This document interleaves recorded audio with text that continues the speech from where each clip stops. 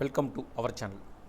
நம்ம சேனலில் ஆசிரியர்கள் பயன்பெறும் வகையில் ஆசிரியர்களுக்கான சிறப்பு தகுதி தேர்வு பற்றிய தகவல்களையும் ஆசிரியர்களுக்கான தகுதி தேர்வில் வெற்றி பெற்றவர்கள் தோல்வியடைந்தவர்கள் அடுத்தடுத்து என்னென்ன பணிகளை செய்ய வேண்டும், குறிப்பாக தகுதி தேர்வு எழுதி தேர்வு முடிவுக்காக தேர்வு வெற்றி பெற்ற மாணவர்களுக்கான ஆசிரியர்களுக்கான மதிப்பெண் குறைப்பு, அதேபோல் கட் ஆஃப் மதிப்பெண் கிரேஸ் மார்க் வழங்குவது பற்றிய தகவல்களையும் தொடர்ந்து கொடுத்துட்ருக்கோம். அதேபோல் அவர்கள் முன்வைக்கின்ற கோரிக்கைகளையும் உங்களுக்கு தகவலாக தெரிவிக்கப்பட்டு வருகிறது. அதனடிப்படையில் இன்றைய தினம் டெட் தகுதி தேர்வில் வெற்றி பெற்ற ஆசிரியர்கள் செய்ய வேண்டியவை, செய்யக்கூடாதவை. ஆசிரியர்கள் தகுதி தேர்வில் வெற்றி பெற்றிருக்கக்கூடிய ஆசிரியர்கள் என்னென்ன பணிகளை செய்ய வேண்டும், என்னென்ன செய்யக்கூடாது, இதன் மூலமாக டிஆர்பி தரப்பில் ஆசிரியர்கள் தேர்வு வாரியம் தரப்பில் ஏதேனும் உத்தரவுகள் பிறப்பிக்கப்பட்டுள்ளதா, என்ன வகையான பணிகளை செய்து முடிக்க வேண்டும் என்பதை பார்க்கலாம். தமிழ்நாடு 2025ஆம் ஆண்டு நடைபெற்ற ஆசிரியர்கள் தகுதி தேர்வில் தேர்ச்சி பெற்ற ஆசிரியர்கள் உண்மைத்தன்மை சான்றிதழ் விண்ணப்பிப்பதற்கான அறிவிப்புகள் வெளியிடப்பட்டுள்ளது. யாரெல்லாம் விண்ணப்பிக்க முடியும், எவ்வாறு விண்ணப்பிக்க வேண்டும் என்பது பற்றிய விவரங்களை தெரிந்து கொள்வோம்.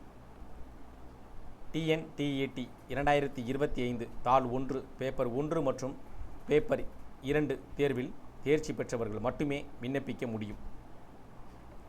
தேர்ச்சி பெற்ற ஆசிரியர்கள் தாங்கள் பணிபுரியும் பள்ளியின் தலைமை ஆசிரியர் மூலம் விண்ணப்பிக்க வேண்டும். பள்ளி தலைமை ஆசிரியர்கள் விண்ணப்பங்களை சரிபார்த்து வட்டார கல்வி அலுவலருக்கு அனுப்ப வேண்டும். வட்டார கல்வி அலுவலர்கள் விண்ணப்பங்களை ஒருங்கிணைத்து மாவட்ட கல்வி அலுவலர், முதன்மை கல்வி அலுவலருக்கு பரிந்துரையுடன் அனுப்ப வேண்டும்.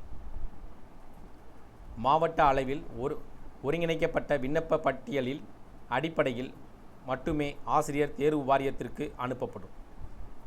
மாவட்ட அளவில் பெறப்பட்ட விண்ணப்பங்களை சரிபார்த்து உண்மைத்தன்மை சான்றிதழை ஆசிரியர்கள் தேர்வு வாரியம் டிஆர்பி வழங்கும். விண்ணப்பிப்பதற்கு தலைமை ஆசிரியரிடம் சமர்ப்பிக்க வேண்டிய ஆவணங்கள்: சார்ந்த தலைமை ஆசிரியரின் முகப்பு கடிதம் கவரிங் லெட்டர் சமர்ப்பிக்க வேண்டும்.